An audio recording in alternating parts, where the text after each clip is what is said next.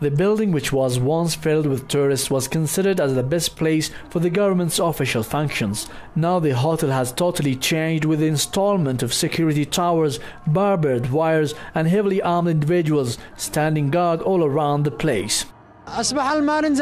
We feel insecure. Anyone who goes up on the rooftop of his building will be targeted with a red light pointed to his chest. So if we can't feel safe in our own country, where can we find security and peace of mind? Members of the Yemeni parliament and clergymen have harshly criticized the presence of U.S. Marine troops on Yemeni soil and considered their presence as occupation of the country. Ahmed, who is a political activist, says bringing in the U.S. Marines for the protection of the diplomatic mission is merely a pretext for U.S. domination on the ground. American Marines entered the country before the revolution, and their numbers have increased since protesters were allowed to enter the embassy. The event was an excuse to bring in more Marines. It is similar to what happened when Britain occupied southern Yemen decades ago. The presence of Marine forces in large numbers can only be described as an occupation. The embassy has turned into a spy den, and it's not a diplomatic mission.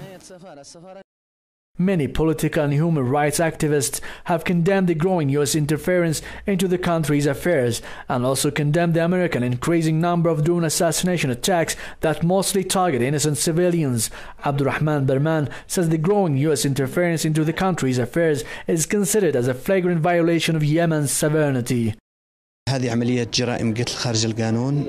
U.S. Marines permission to violate the country's sovereignty is treason, and those giving their approval must be prosecuted. The assassinations are carried out right after the U.S. intelligence apparatus receives names of people suspected of being involved in al-Qaeda. There are a number of normal persons on these lists who can easily be arrested and brought to justice if found guilty.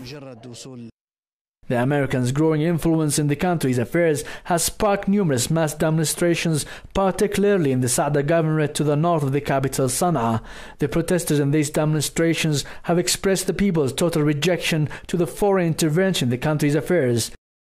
Renting the hotel to the U.S. diplomatic mission has terminated the job of the hotel staff. Some of the staff had been working the hotel for 30 years since its establishment in 1982. Now these hotel workers find themselves jobless in the streets. Political activists say bringing a big number of Marines into the country is a sign of occupation in its early stages. Activists also say that protecting the diplomatic mission is the host country's responsibility. Mohammed al-Attab, Press TV, Sana'a.